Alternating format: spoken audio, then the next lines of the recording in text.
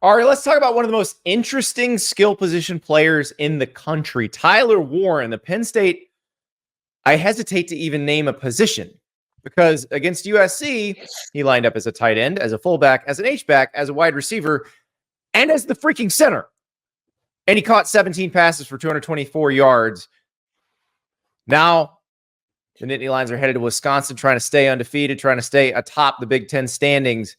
How do you think they use Tyler Warren in this game?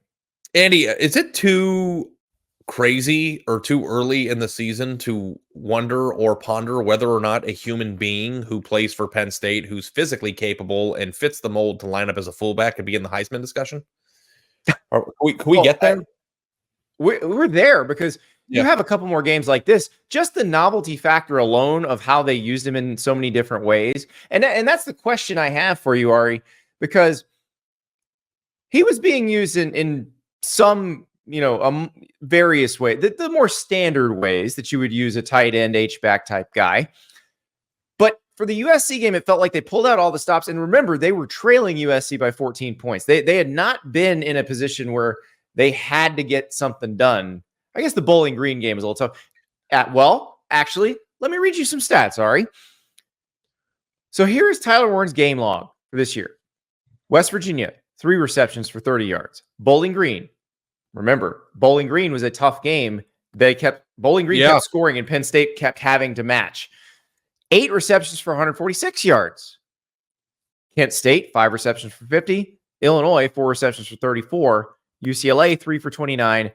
USC, 17 for 224. Ari, I think as the games get harder for Penn State, the more we're going to see Tyler Warren.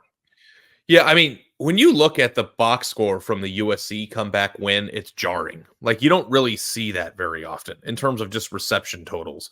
And I think that was probably Penn State starting to find itself a little bit offensively and realizing and recognizing that they have this versatile weapon that they can get the ball in his hands in a variety of different ways. And, I don't know that Penn State has that, like, explosive small receiver who's going to, torch teams like they have had so many years, like Jahan Dotson. Like, do they have a Jahan Dotson? No, I don't think they do. No. So, to get the ball into his hands, maybe in a less, in a way that, like, we view less now because college football has gone so much to explosive playmaking receivers that have huge yak after the catch. And, downfield, like, I think this is a guy that you can use in a variety of ways, and it's exciting. And I think that they'll lean on him in these games. It's almost more like the NFL, where the truly great teams have that tight end who is an explosive playmaker, where that's kind of the difference between the really good offenses and the not so good offenses is, do you have that guy? Penn State has that guy. Let's look at Tyler Warren's PrizePicks number for receiving yards against Wisconsin. If you're not playing PrizePicks, let's go download that app, use the code Staples, and new users get $50 instantly when they play $5. And the way you do it is you pick squares. Players have a statistical category attached to them. We're talking college football. They have every sport, NFL, NBA, you name it. Tyler Warren for the Wisconsin game, 55.5 receiving yards. And you decide, is that going to be less or more? And Ari, my initial thought is if Wisconsin's giving Penn State a game, it has to be more, because if you look at the games Penn State has played, the ones that were super easy for them or they were in control the entire time, they're not throwing it as much to him. But the ones where they had to have it, where they had to have points, Tyler Warren's the guy to go to.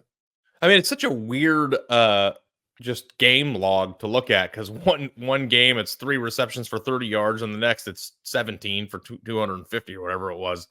Like, it is really hard to project what Tyler Warren we're going to get. And I think that Andy Kotelnicki, the offensive coordinator at Penn State, will recognize what he has there. And that makes me inclined to think that this number might not have caught up yet to the Penn State we're going to see down the stretch of the season. Like, do you think that, like, we'll look back in a month and be like 55.5 was ever a number for PrizePicks for this guy? Like, it's like, I think this might be an opportunity for more than, because if Penn State's going to win this game, and I anticipate that they will, I think that it's going to have a large piece of the equation to that. Well, and you mentioned the box score from the USC game earlier and how jarring it is and how unusual it is to see that. And that day, we were talking about it, and you're like, have you ever seen anything like this? And I'm like, yeah, actually, one time, Dalton Kincaid against USC a couple of years ago when he was playing at Utah. And what had happened was Brant Keithy had gotten hurt. He had been the starting tight end. Dalton Kincaid was the backup. So that was, I believe, Dalton Kincaid's first game as the primary starter. And they realized they had something really special in him. I feel like in that USC game for Penn State, they realized how special Tyler Warren is. Maybe they knew he was really good before, but now they realize how special he is. So I think you may be right. I think we may be looking back at 55.5 and going, well, that's the last time we're going to see one that low. Yeah. So my instinct here is more than, I'm sure that you are probably on the same page with me, but also too, like, the thing that's interesting with him is this is a man who has rushed the ball. This is a man who has thrown the ball, and this is a man that has caught the ball. So, the total yardage, I think it's possible that you're going to see chunk plays in different ways with him too. Like, it's not just going to be receiving. So the bottom line is that I don't think that there is a route. Well, maybe there is a route because they've done it multiple times, but I feel like to beat Wisconsin in this game, they are going to have to rely on their best players. And Tyler Warren isn't only maybe Penn State's best player, but one of the best players in the entire Big Ten. And going forward, same thing, because after Wisconsin comes Ohio State. So, yeah, I expect them to keep feeding Tyler Warren.